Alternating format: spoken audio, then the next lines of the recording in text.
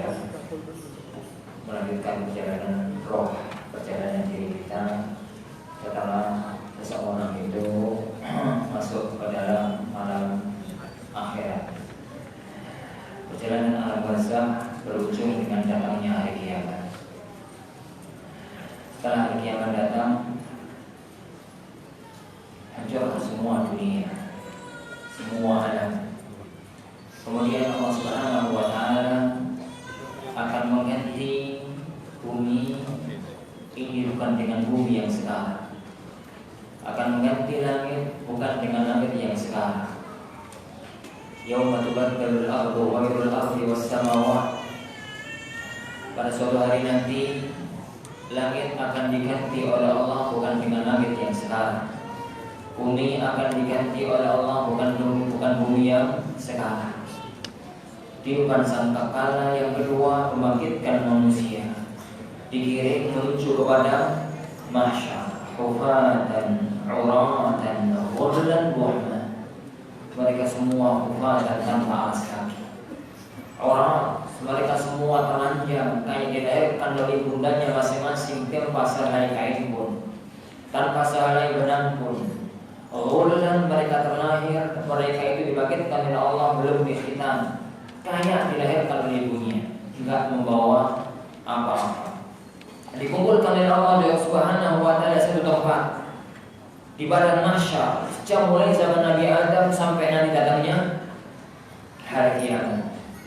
Matahari Allah dekatkan sedekat 1 mil atau 2 mil. 1 mil itu 1,6 sampai 1,8 kilometer. Dekat, sangat dekat. Mereka di situ lama menunggu datangnya Allah Subhanahu wa Ta'ala untuk menghisap mereka. Dalam riwayat Ahmad rahimahullah, saking lamanya waktu mereka itu dalam kondisi yang gak jelas kapan akan ditentukan nasibnya surga atau neraka, kapan akan dihisap oleh Allah Subhanahu wa Ta'ala, sampai di antara mereka kepingin cepat-cepat selesai biar masuk neraka sekalipun, yang penting tuntas. Saking lamanya. Karena dalam riwayat Imam Ahmad rahimahullah, menunggu di padang mahsyar itu 70.000 tahun. Lama, sangat lama. Saking lamanya sampai mereka itu ngomong-ngomong, ngumpul-ngumpul. Kepada siapa kita harus minta tolong? Kepada Nabi Adam, bapak kita. Datanglah mereka ke Nabi Adam. Mereka minta tolong, wahai Adam, engkau adalah bapak manusia. Tidak tahukah engkau apa yang kami alami pada zaman sekarang ini? Maka Nabi Adam mengatakan, tidak bisa, saya tidak bisa melakukannya. Allah pernah melarangku makan buah di surga, aku melanggarnya. Tidak, nafsi diri masing-masing. Kalau kalian mau minta tolonglah kepada Nuh. Datanglah mereka kepada Nabi Nuh. Mereka mengatakan, wahai Nuh, engkau adalah Rasul pertama yang Allah utus ke muka bumi. Tidakkah engkau mau membantu kami menyelesaikan urusan ini? Maka Nabi Nuh mengatakan, tidak, saya tidak bisa. Saya malu menghadap Allah Subhanahu wa Ta'ala. Saya malu untuk minta tolong kepada Allah. Dulu Allah memerintahkan aku berdakwah, kemudian aku enggak sabar dalam dakwahku sehingga aku doakan umatku hancur semuanya. Peristiwa apa itu? Tatkala 950 tahun beliau berdakwah, tidak memiliki pengikut kecuali 80 orang. Disakiti, dihina 950 tahun. Nabi itu ditantang oleh kaumnya, ini untuk mendatangkan azab yang selama ini dia ancamkan. Nabi Nuh mengangkat tangannya ke langit setelah hilang kesabarannya. Mengangkat tangannya ke langit karena tantangan itu. Kemudian beliau bersabda atau beliau berdoa, Rabbi la tadhar 'alal ardi minal kafirin dayyara. Ya Allah, jangan sisakan satupun manusia di muka bumi. Maka Allah mendatangkan azab berupa banjir bandang yang menghabiskan semua manusia dan semua makhluk kecuali yang ada di atas perahu. Saya malu menghadap Allah, tidak sabar dalam dakwah. Nabi Nuh karena salah dalam tanda kutip yang satu itu, beliau tidak mampu menghadap Allah di padang mahsyar. Datanglah kepada Nabi Ibrahim. Datanglah mereka kepada Nabi Ibrahim. Nabi Ibrahim pun mengatakan hal yang sama, saya tidak bisa. selama hidup saya pernah berbohong 3 kali. Selama hidup saya pernah berbohong 3 kali. Saya tidak bisa menghadap Allah Subhanahu wa Ta'ala. Bohong apa itu? Bohong yang pertama, tatkala beliau diundang untuk ikut pesta perayaan keukuran, beliau mengatakan ini sakit, saya sakit. Yang kedua, tatkala beliau ditanya, siapa yang menghancurkan Tuhan-Tuhan kamu? Maka beliau mengatakan, wa'alahu kabiruhum hadza, yang melakukan itu adalah patung yang paling besar. Yang ketiga, tatkala beliau bersama istrinya Sarah paling di Mesir, kemudian beliau ditangkap karena istrinya cantik itu, kemudian beliau ditanya, siapa ini? Dia ukhti, saudariku. Padahal dustanya Ibrahim bukan dusta yang sebenarnya. Panjang untuk jabatan. Pergilah engkau kepada Musa.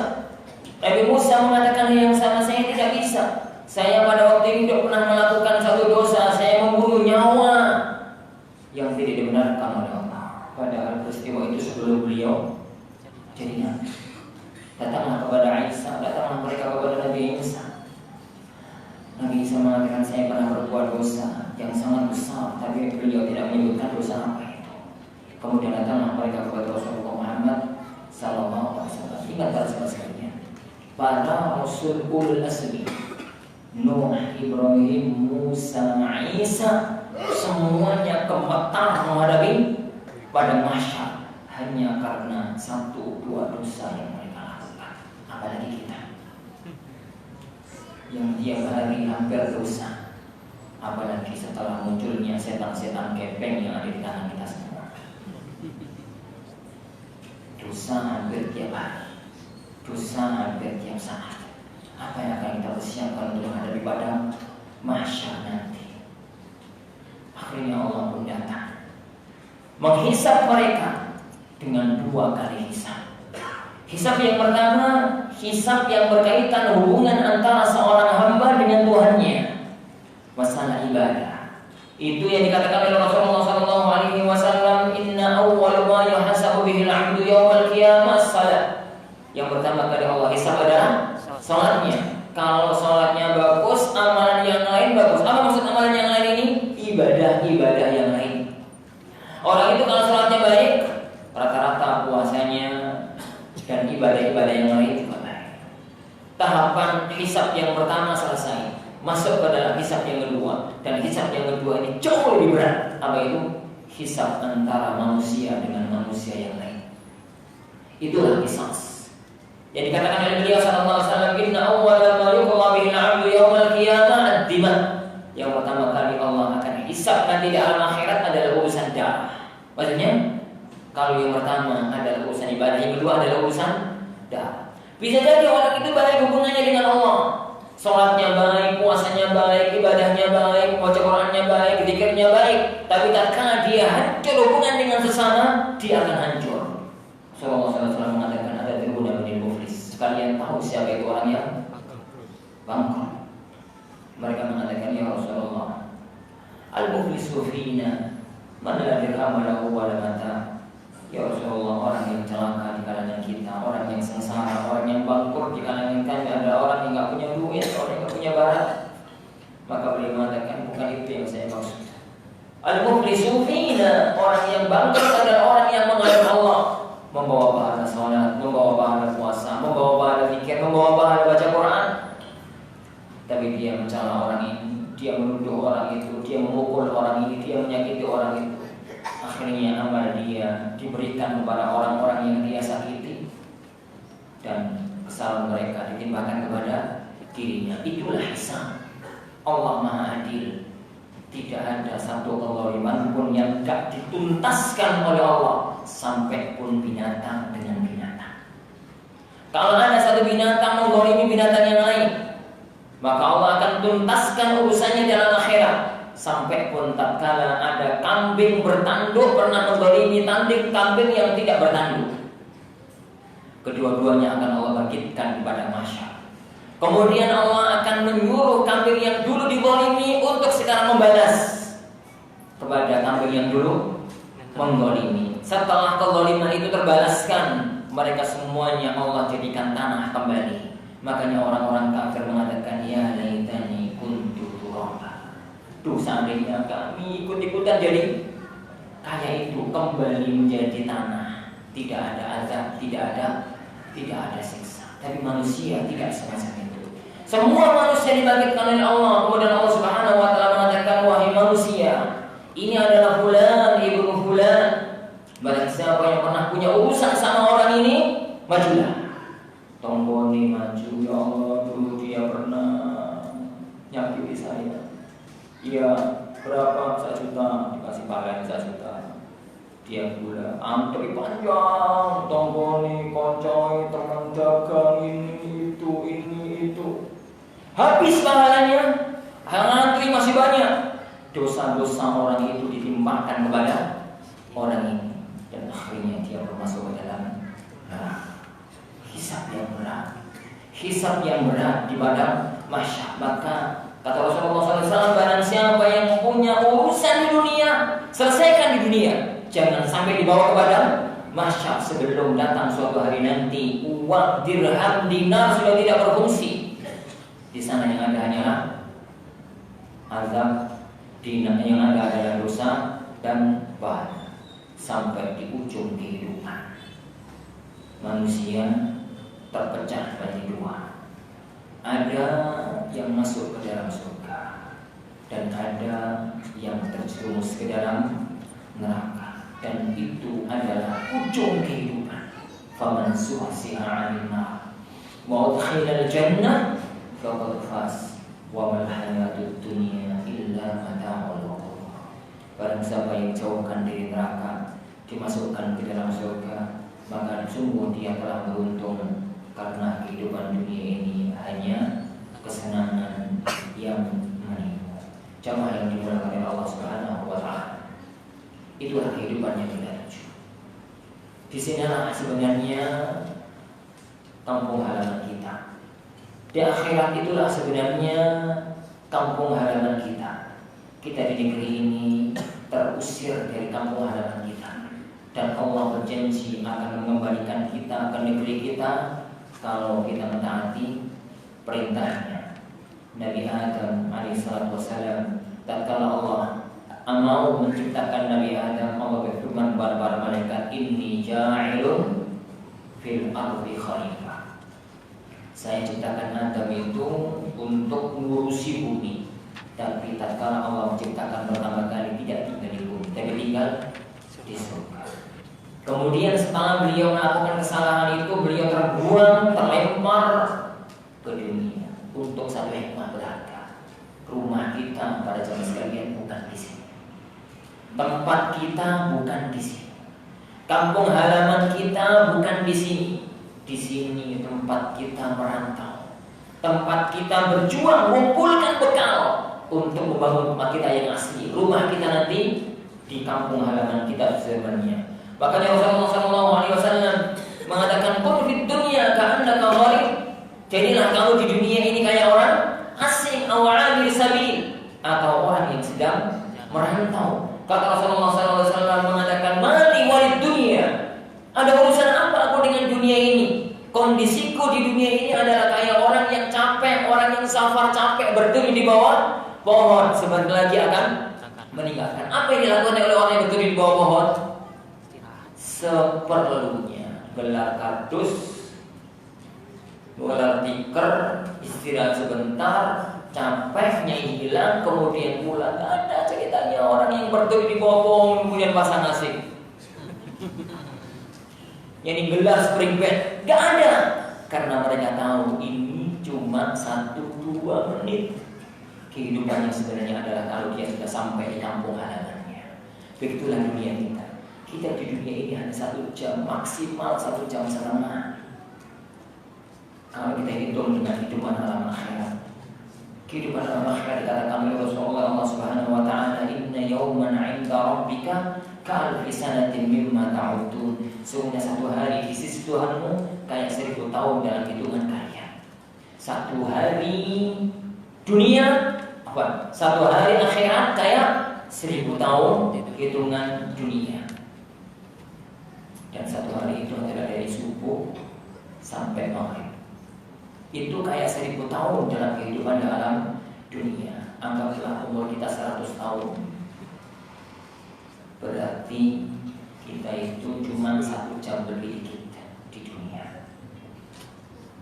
Apalagi kalau umur kita cuma 60-70 tahun, cuma 1 jam kurang kita hidup di alam dunia ini. Akankah kita korbankan tempat abadi itu hanya untuk mengejar kenikmatan yang 1-2 jam? Padahal Allah tidak meletakkan kenikmatan di dunia ini pada satu titik. Allah menjadikan nikmat dunia itu orang kaya dan orang miskin itu mirip-mirip. Karena sebenarnya nikmat yang hakiki itu dalam akhirat. Lihat ya ikhwan, makannya orang miskin itu sepiring sekali makan. Makannya orang kaya sepiring juga. Makannya orang miskin itu nasi sama lauk. Makannya orang kaya nasi sama lauk. Tidurnya orang miskin merem. Tidurnya orang kaya juga merem. Orang miskin kalau minum 1 gelas, orang kaya kalau minum 1 gelas. Kenikmatan dunia ini Allah jadikan sama, biar orang itu sadar bahwa tujuan hakikinya adalah menuju pada alam akhirat. Mudah-mudahan Allah Subhanahu wa Ta'ala menuntun kita setelah kita memahami perjalanan hidup kita yang masih amat sangat panjang sekali, untuk kita siapkan kehidupan nanti yang jauh lebih abadi, untuk kita siapkan tanpa melalaikan kehidupan di alam dunia ini. Wabtaghi fima ataqallahu daral akhirah wa la tansa nasibaka minad dunya. Carilah dengan semua karunia yang Allah berikan kepadamu untuk mengejar daral akhirah, kampung akhirat, tapi jangan lupa kehidupan di alam dunia. Wallah. Insyaallah subhanahu wa ta'ala, para ikhwan sekalian yang bisa kita belajar bersama pada pertemuan kita kali ini, semoga ada barokah dan semoga ada manfaat. Waktu yang tersisa 15 menit.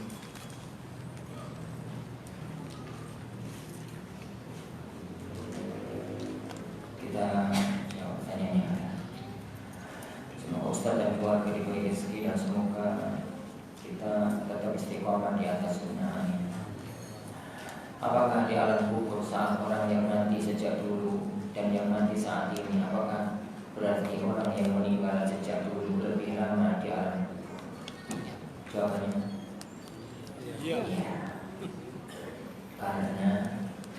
Karena orang yang dulu dan orang yang sekarang, efek dosa dan pahalanya pun beda dengan kita.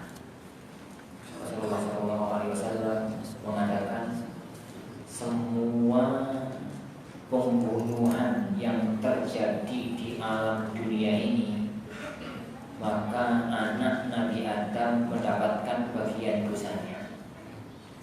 Li'annahu awwal man sannal qatla, karena dialah yang pertama kali jadi mencontohi pembunuhan.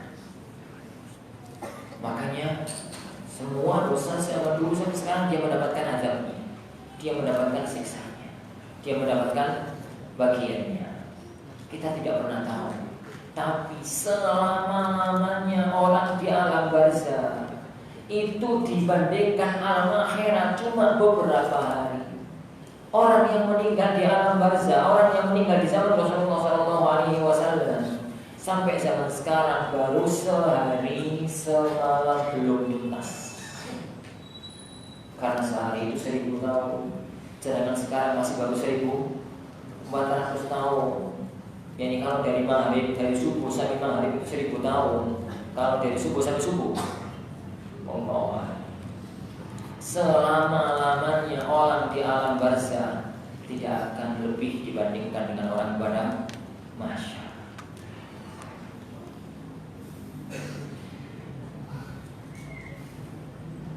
Bagaimana keadaan di alam kubur selama bertahun-tahun? Apakah kita yang sudah meninggal teringat keluarga kita, anak kita yang masih hidup, dan bagaimana kita dalam kehidupan sehari-harinya di alam kubur? Pertama, para jemaah perkara ghaib itu diterima apa adanya dan nggak usah ditanyakan yang nggak diceritakan.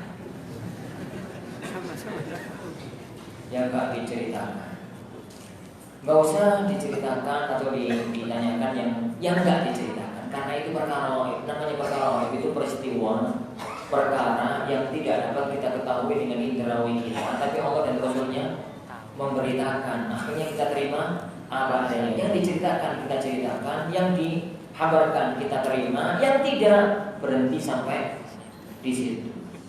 Contoh, Allah Subhanahu wa taala, yani Allah hanya mengatakan Nabi Adam dulu itu memakan buah yang terlarang. Buah apa itu? Buah heres, buah dorong, mangga, gak usah. Pokoknya ini pohon, gini, pohon. Begitu juga dengan yani Nabi Sulaiman diceritakan oleh Allah Subhanahu wa taala. Beliau itu dulu itu punya tongkat, berkelayakan gitu pada tongkat. Tongkatnya dari kayu jati apa dari kayu bambu? Kalau saya ditanyakan, ya sudah, terima apa adanya.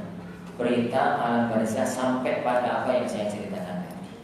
Dia dalam kenikmatan abadi di alam barzah sampai hari kiamat. Dan dia itu berdoa kepada Allah, ya Allah segera bangkitkan hari kiamat. Ingin untuk mendapatkan kenikmatan yang lebih dan berkumpul kembali dengan keluarganya. Terus hari-harinya kenapa Ustaz?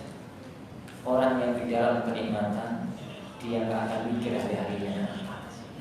Jadi dia tidak akan mikir hari-harinya itu kenapa. Yang kedua, di alam barzah itu cepat. Di alam barzah itu cepat karena orang berada dalam kenikmatan.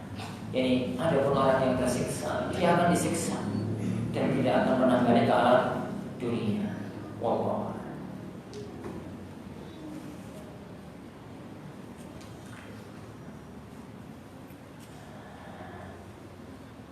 Apakah ketika kita bilang semesta membantu, biarkan semesta bekerja, ini termasuk kesyirikan? Ini syirik lafaz, tapi belum tentu syirik akidah. Tergantung orang itu maknanya apa.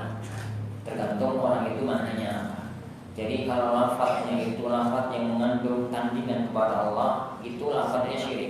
Tapi orangnya belum tentu. Tatkala Rasulullah SAW mengatakan atau dikatakan oleh para sahabatnya, yani hadza ma sya'allahu wa syi'ta, ini yang Allah kehendaki dan jenengan engkau kehendaki. Apa kata Rasulullah sallallahu alaihi wasallam? Ada ja'alu lillahi niddan, apakah kamu menjadikan aku sebagai tandingan bagi Allah? Karena lafaz itu lafaz yang mengandung kesyirikan. Meskipun kita yakin seyakin-yakinnya para sahabat tidak meniatkan kesyirikan. Katakan jadi bahwasanya itu adalah atas kehendak Allah, kemudian yani atas bantuan dari yang lainnya.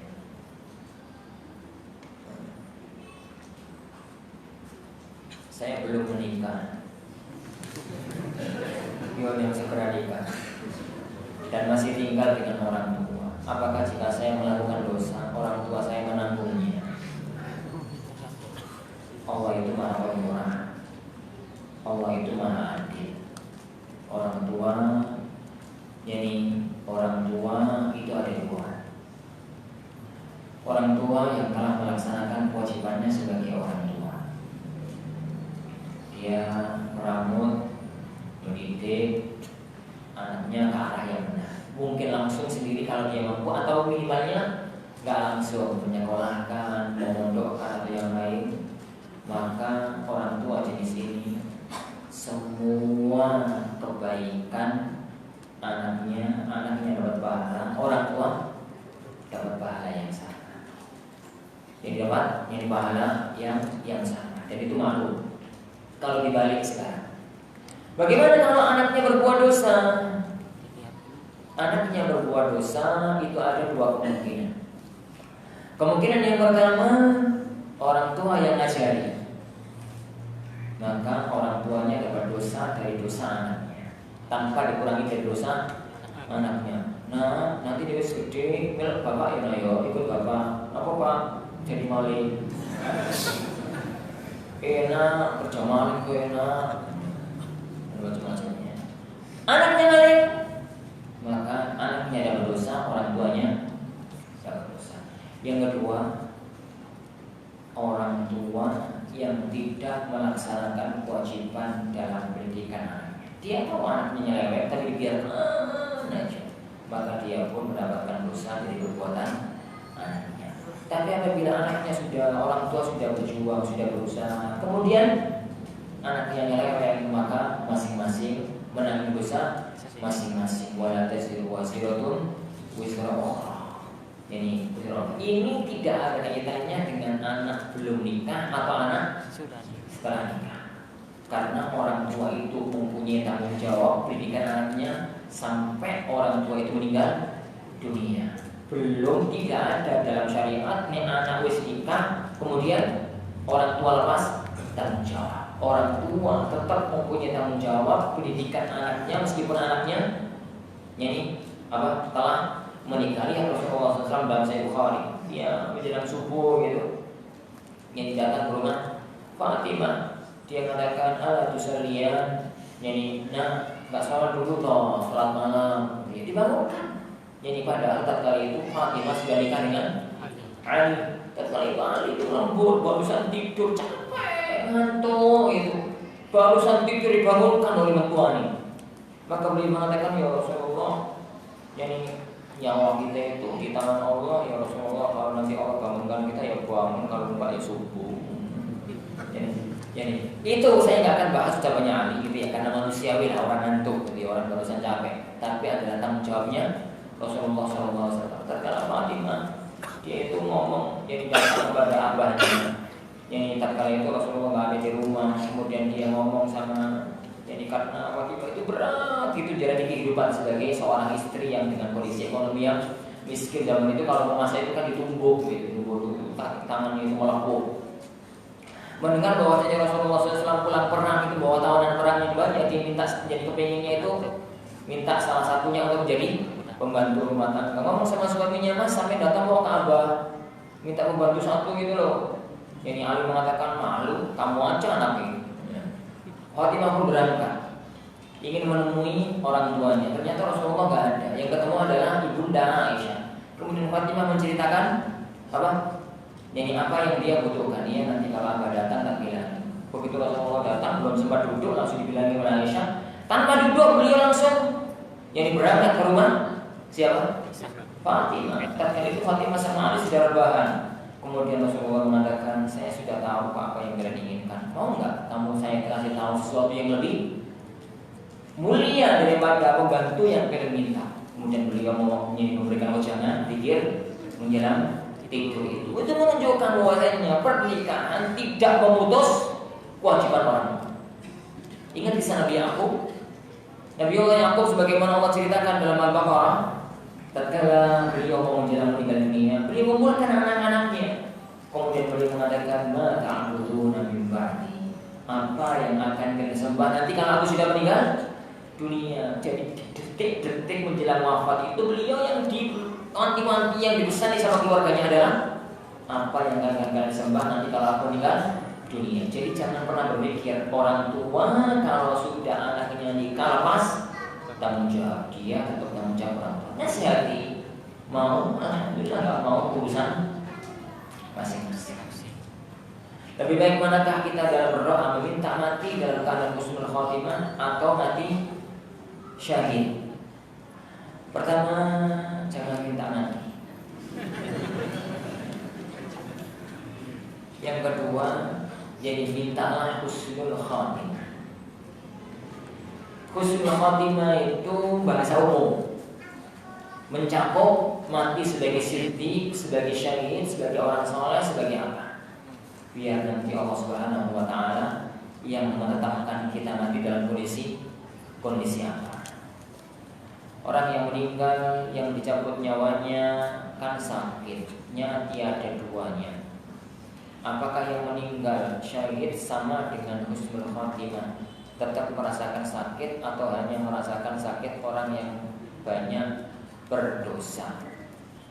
Sakaratul maut itu berat, semuanya itu berat. Rasulullah SAW sendiri merasakan sakit. beratnya sakaratul maut. Meskipun beliau adalah makhluk yang paling tinggi, tapi derajat sakaratul maut itu berbeda-beda. Tapi kenapa orang-orang sakaratul maut, yani orang-orang sakaratul maut, yani itu yang mukmin itu rata-rata itu karena dia merasakan bahwasanya sakit sakaratul maut itu masih lebih ringan dibandingkan bayangan nikmat yang akan dia dapatkan. Tapi sakaratul maut tetap sakit. Saya mempunyai dua nama, A dan P. Saya bingung karena dua-duanya sama-sama imbang. Ada keluarga manggil saya A, ada manggil P.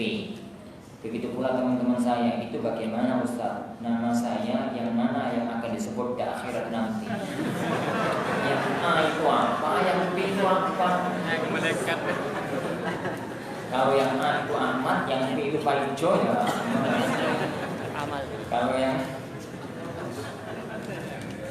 kalau usah diperinci ya, Allah itu maha tahu nama antum yang bagus itu yang mana. Dan ingat ya, nama yang bagus nggak mesti Arab. Nama yang bagus itu nama yang tidak melanggar syar'i. Nama yang tidak melanggar syar'i.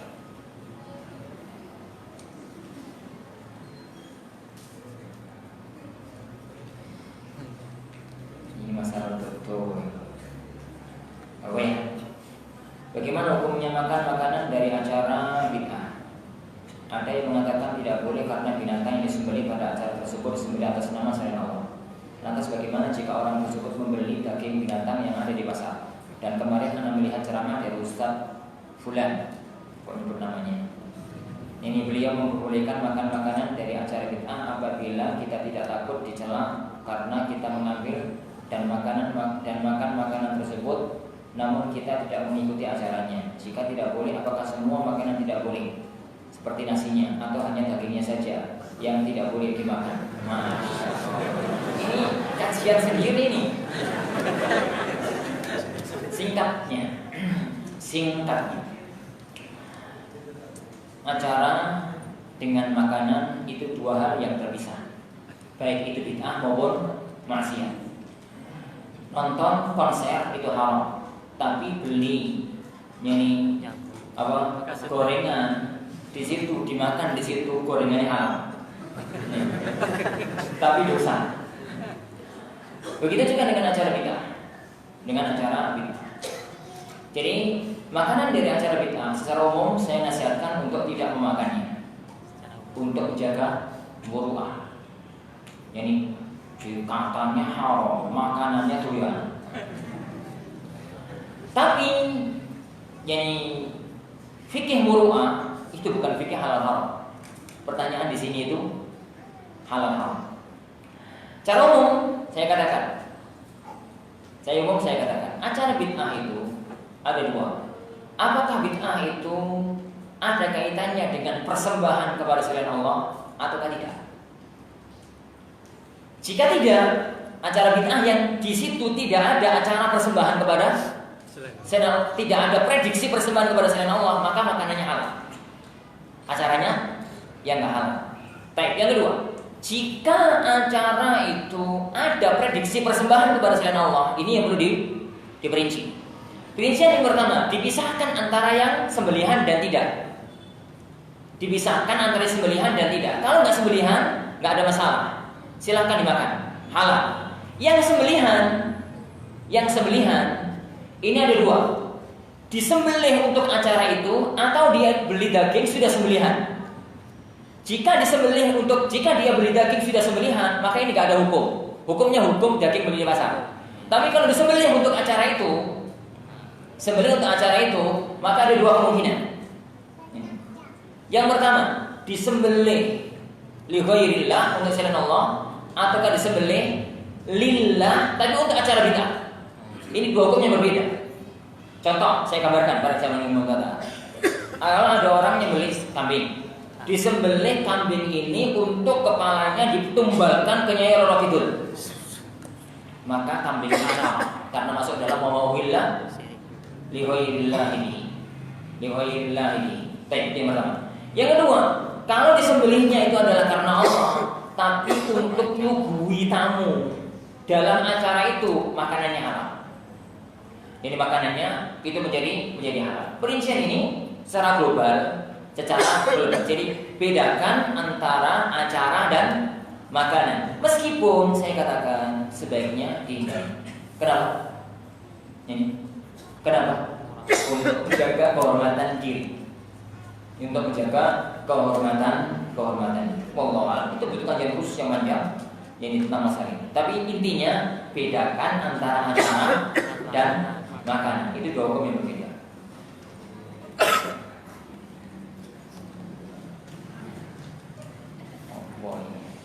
Kalau orang poligami di surga, pertanyaannya berapa istrinya? Contoh poligami 3 istri.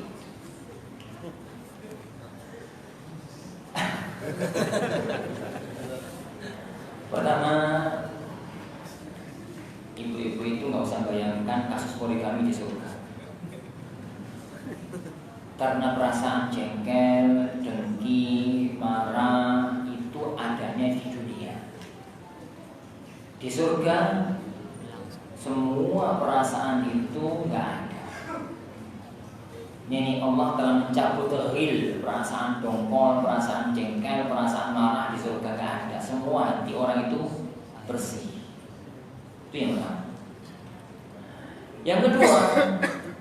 Yang kedua, dalam pembahasan para ulama tidak ada pembahasan kalau istri punya lebih, kalau suami punya lebih dari 1 istri. Yang ada itu kebalik.